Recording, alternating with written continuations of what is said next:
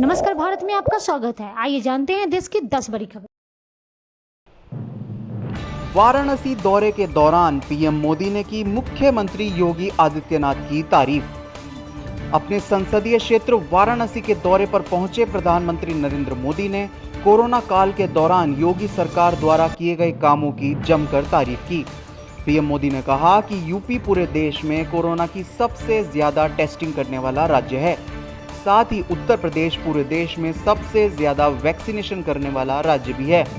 उन्होंने आगे कहा कि कोरोना की दूसरी लहर को यूपी ने बहुत अच्छी तरह से संभाला है। कांग्रेस नेता राहुल गांधी ने एक बार फिर केंद्र सरकार पर साधा निशाना। राहुल गांधी लगातार कई मुद्दों को लेकर केंद्र सरकार को घेरने की कोशिश कर रहे हैं। उन्होंने एक बार फिर से केंद्र की मोदी सरकार पर निशाना साधा। उन्होंने कोरोना वैक्सीन की कमी, एलएसी पर चीन के साथ तनाव, बेरोजगारी, महंगाई और किसानों की समस्याओं को लेकर ट्वीट किया। इस बार उन्होंने अलग अंदाज में लिखा कि सदियों का बनाया पलों में मिटाया, देश जानता है कौन ये कठिन दौर लाया।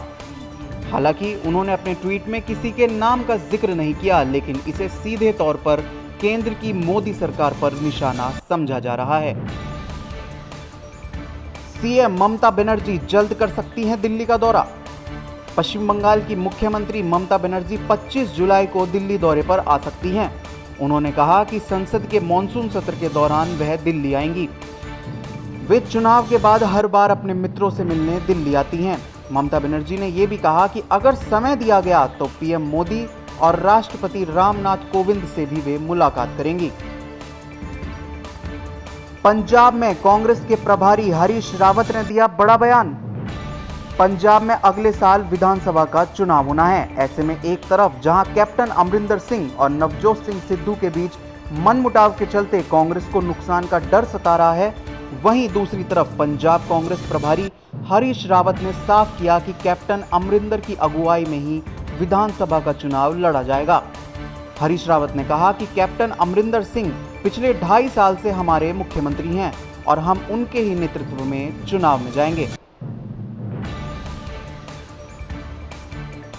देश के पूर्व वित्त मंत्री पी चिदंबरम ने मनसुख मंडाविया पर उठाए सवाल। कांग्रेस ने देश में कोरोना वैक्सीन की कथित तौर पर कमी होने को लेकर केंद्र सरकार पर निशाना साधा और आरोप लगाया कि नए स्वास्थ्य मंत्री मनसुख मंडाविया भी अपने पहले के स्वास्थ्य मंत्री हर्षवर्धन के रास्ते पर चल रहे हैं। कांग्रेस ने यह दावा भी किया कि वैक्सीन की कमी के मुद्दे पर देश की जनता को मूर्ख बनाया जा रहा है। महाराष्ट्र में कांग्रेस नेता नाना पटोले ने अपनी ही सरकार पर कसा तंज। महाराष्ट्र में कांग्रेस ने पेट्रोल डीजल की बढ़ती कीमतों और महंगाई के खिलाफ साइकिल मोर्चा निकाला और राजभवन जाकर राज्यपाल को ज्ञापन सौंपा। पार्टी के बड़े नेता और मंत्री विजय इसमें शामिल नहीं हुए। बाद में पता चला कि उन्हें सूचना ही नहीं थी।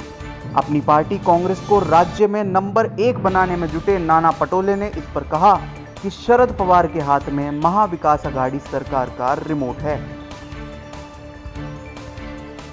यूपी के मुरादाबाद से सपा सांसद एसटी हसन ने असदुद्दीन ओवैसी पर साधा निशाना।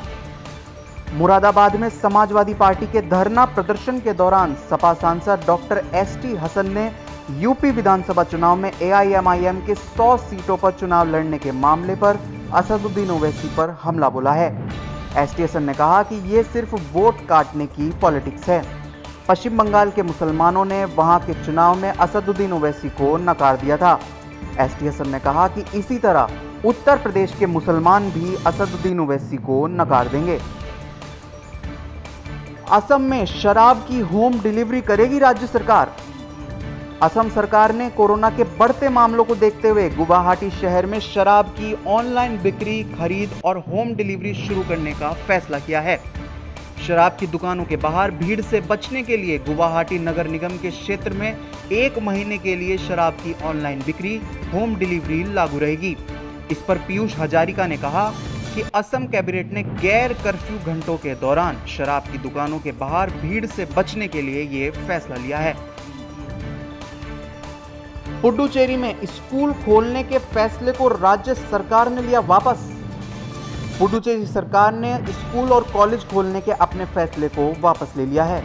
कोरोना के मौजूदा स्थिति को ध्यान में रखते हुए ये फैसला लिया गया। पुडुचेरी के शिक्षा मंत्री ने इस बारे में जानकारी दी। उन्होंने कहा कि सरकार ने पहले स्कूल और कॉलेज फिर से खोलने का फैसला किया था, लेकिन अब हमने मौजूदा कोविड-19 स्थिति के कारण इसे स्थगित करने का फैसला किया है। उन्होंने कहा कि वे बाद में शैक्षणिक संस्थान और कॉलेज खोलने की घोषणा करेंगे। WHO ने कोरोना की तीसरी लहर को लेकर दी चेतावनी। विश्व स्वास्थ्य संगठन ने कहा कि तीसरी लहर शुरुआती चरण में आ चुकी है। विश्व स्वास्थ्य संगठन के प्रमुख टेड्रोस अधानोम घेब्रेयेसस ने दुनिया भर में संक्रमण के मामले और मौतों की संख्या एक बार फिर से बढ़ने को लेकर चेतावनी दी है। उन्होंने कहा कि तीसरी लहर अपने शुरुआती चरण में आ चुकी है। कोरोना वायरस लगातार अपना रूप बदल रहा है और इसके परिणाम स्वरूप अधिक संक्रामक रूप सामने आ रहे हैं। उन्होंने चेतावनी देते हुए कहा कि यदि अभी हमने सावधानी नहीं बरती तो बहुत मुश्किल स्थिति पैदा हो सकती है। कुछ जानने के लिए हमारा चैनल नमस्कार भारत सब्सक्राइब करें। अगर आपको हमारा प्रयास अच्छा लग रहा है तो वीडियो को लाइक और शेयर करने के साथ अपने सुझाव कमेंट बॉक्स में जरूर दें।